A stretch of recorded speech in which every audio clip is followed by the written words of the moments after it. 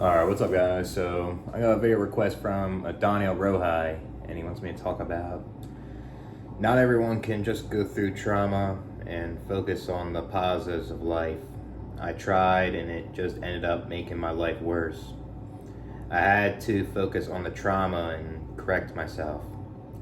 Yeah, I agree with that. Yeah, like whatever you've been through, Rohai, all the trauma that you experienced, it needs to be addressed. It can't be ignored. And if you suppress that trauma and act like, oh, this life's beautiful, and think positively, even though there's something that's underlying, then it's gonna bother you. It's gonna make your mental health worse, and it's gonna make you more depressed and more anxious and stuff, right?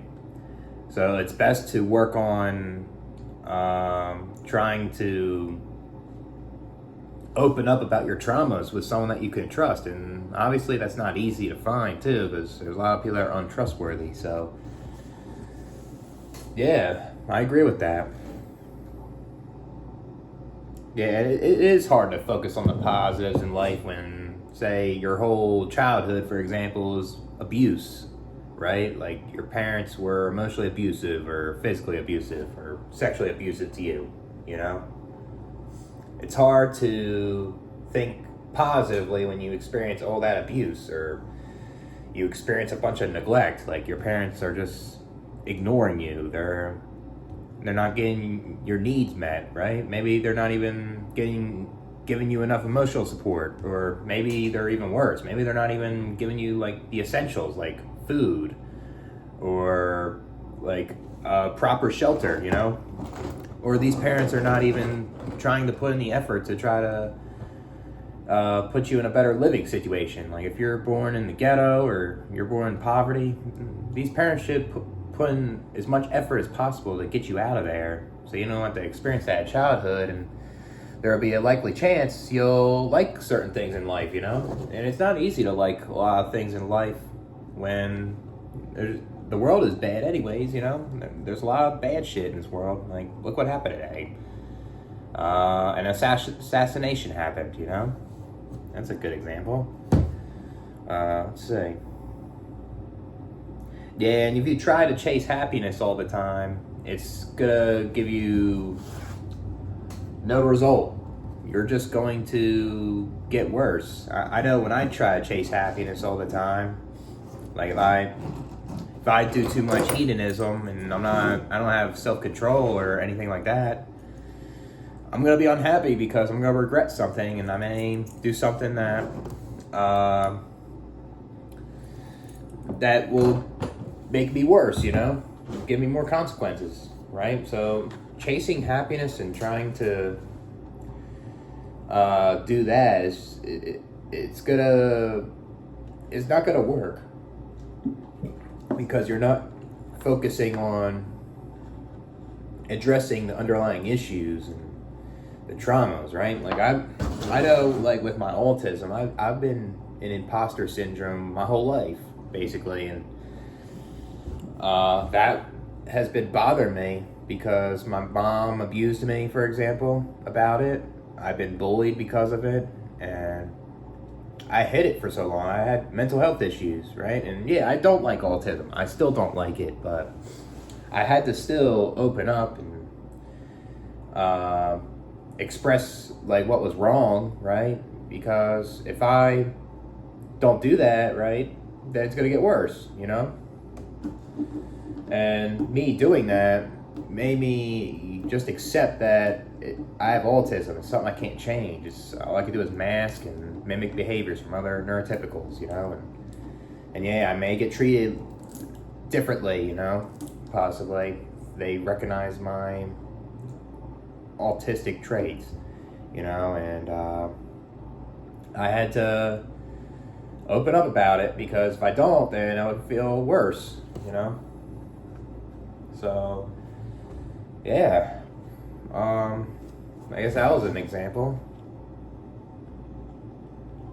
Let's see something else here. Yeah, not everyone's the same. I guess some people are different. I guess some people can absorb all the pain and it may not affect them as much, you know. But I don't really believe that really, because I think it affects people all the time, being abused or some traumatic event, right? Like some people just they don't get reactive. They don't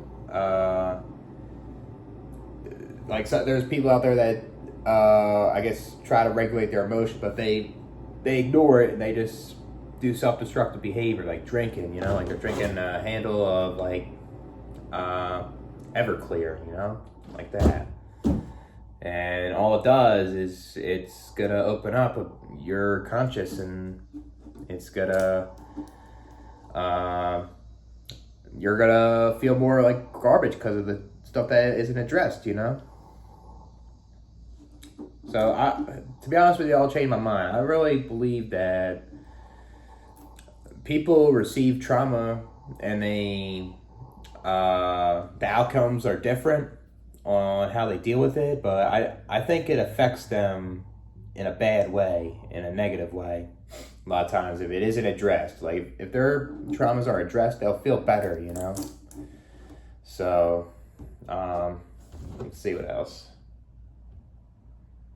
Yeah, that's good, man. That's good that you focused on your traumas and you're able to heal and recover, and you don't deserve what happened to you or asked for it. So it's good that that you're feeling better. I'm assuming. So I hope everyone feels better that's been traumatized, abused, bullied, been treated like garbage, discriminated, you know. So they don't deserve that. You never asked to be born, and you just get treated a certain way, and it can affect you and can make you feel worse and affect your adulthood, you know. And a lot of times, if it's not addressed in adulthood, you may mess up in adulthood too, you know, because it can affect your life. I'll catch you guys later. Oh, I forgot to mention some things. Yeah, it takes a lot of self-reflection to really go through like what you've been through in your past with these traumas, right? And it's like you need to sit there and try to understand your thoughts, and you want to see like what the issue is, because sometimes you could be hiding the issue for so long, like I said before, it could bother you. You can lash out on others, you know. And it's good to self-reflect and trying to look back at the abuse, and you can move on, you know. You find ways to cope, you find ways to accept that it happened, and you can get out of that loop, you know, that abuse, because you never asked for it.